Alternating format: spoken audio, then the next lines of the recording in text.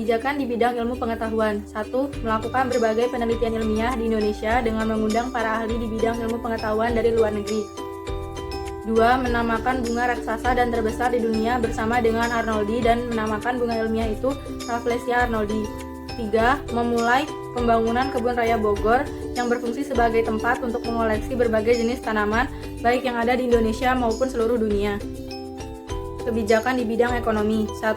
Menghapuskan kebijakan kontingenten penyerahan dan menggantinya dengan sistem sewa tanah atau land rate. 2. Petani harus membayar pajak penggunaan tanah sebagai uang sewa karena semua tanah dianggap milik negara yang dikelola oleh pemerintah kolonial Inggris. Dalam menjalankan sistem pajak tanah, Raffles mengalami kegagalan karena beberapa faktor, yaitu 1. Kesulitan untuk menentukan besarnya pajak untuk pemilik tanah karena ukuran tanah milik warga yang berbeda-beda. 2. Sulit untuk menentukan ukuran dan tingkat kesuburan tanah petani. 3. Berbagai keterbatasan yang dimiliki oleh pegawai Raffles. 4. Masyarakat yang berada di desa banyak yang belum mengenal mengenai sistem uang. Kebijakan di bidang pemerintahan, pengadilan, dan sosial. Yang pertama, Pulau Jawa terbagi menjadi 16 keresidenan termasuk Yogyakarta dan Surakarta. Yang kedua, setiap keresidenan wajib mempunyai badan pengadilannya masing-masing. Dan yang ketiga atau yang terakhir, melarang adanya perdagangan budak. Politik etis dan 4 kebijakan kolonial Belanda di Indonesia.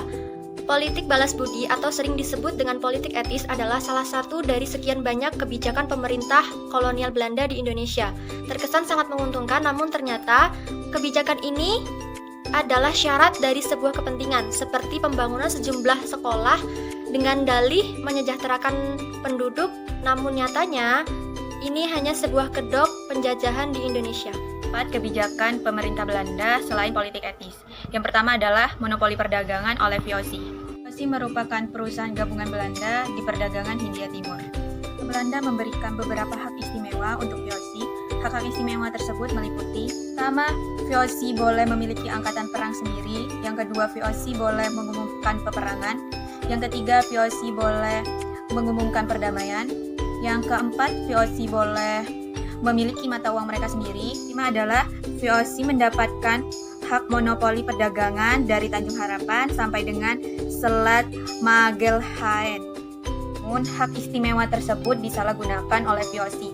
Selama VOC berkependudukan di Indonesia, VOC menyalahgunakan hak tersebut untuk merampas hasil bumi dari penduduk kerajaan di Indonesia.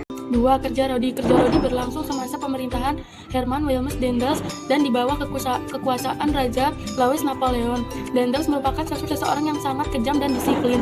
Ia menetapkan kerja paksa atau yang sering kita dengar dengan kerja Rodi. Daendels diturunkan jabatannya karena ia telah menjual tanah pemerintah ke pengusaha swasta asing. 3. Landante atau sistem sewa tanah.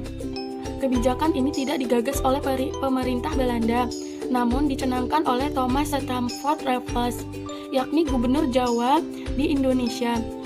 Buyckes dan Van der Capellen merupakan pemerintah kolonial Belanda baru.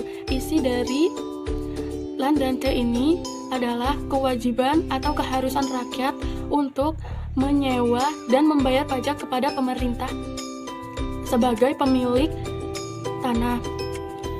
Pemerintah Belanda mengungut langsung hasil pertanian tidak melalui bupati. Kultur stelsel atau sistem tanam paksa. Kebijakan ini diterapkan oleh Belanda untuk mengisi kekosongan kas negara setelah berakhirnya Perang Jawa. Peraturan yang dikeluarkan oleh Gubernur Van der Bos pada tahun 1830 ini diwajibkan setiap desa untuk menyisikan sebagian tanahnya sebesar 20% untuk ditanami komoditi ekspor, khususnya kopi, tebu, dan tarum. Seluruh hasil panen pun langsung diserahkan kepada pemerintah kolonial dengan harga yang ditetapkan. Dalam buku Sejarah Indonesia Modern 1200 sampai 2004 atau 2005, karya MC Wycliffe, praktik pelaksanaan sistem tanam paksa di Indonesia banyak mengalami penyimpangan yang dilakukan oleh pejabat residen dan kaum priai.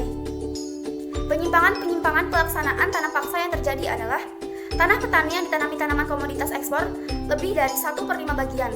Hal tersebut terjadi karena pejabat residen dan kaum priai menginginkan hasil bonus dari panen yang tertera dalam sistem kultur prositen. Tanah yang telah ditanami wajib tetap ditariki pajak oleh pejabat residen.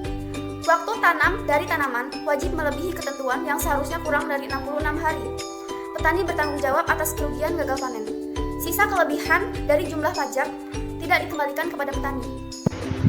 Dalam buku Kapitalisme, Bumi Putra Perubahan Masyarakat Mangkunegaraan 2008 karya Wasino, Undang-Undang Agraria dan Undang-Undang Gula mulai berlaku di Indonesia pada tahun 1870.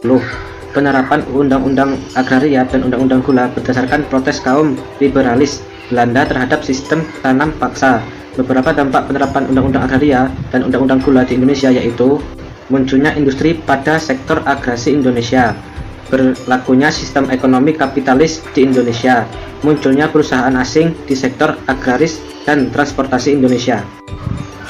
Kebijakan pemerintah kolonial Belanda pada masa Daendels berlangsung pada tahun 1808 sampai 1811. Berikutnya merupakan kebijakan pemerintah kolonial Belanda pada masa Daendels, memberlakukan sistem kerja rodi bagi kaum pribumi, membangun jalan raya anyar Panarukan, melakukan sentralisasi kekuasaan dan modernisasi pemerintah.